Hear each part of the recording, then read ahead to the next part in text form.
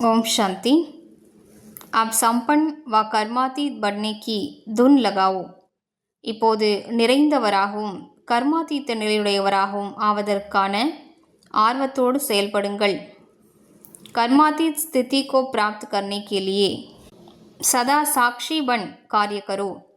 கர்மாதீத்த நிலையை அடைவதற்காக சதா சாட்சி பார்வையாளராக இருந்து காரியங்களை செய்யுங்கள்.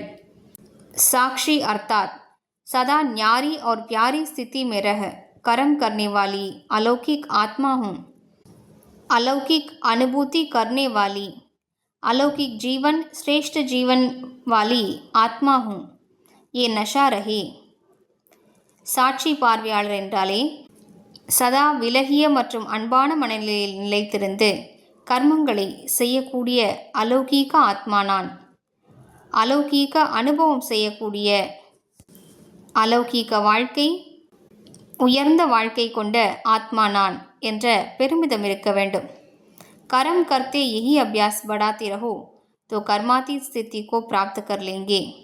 கர்மங்கள் செய்தாலும் இதே பயிற்சியை அதிகரித்து கொண்டு சென்றால் கர்மாதீத நிலையை அடைந்து விடுவீர்கள். ஓம் சாந்தி.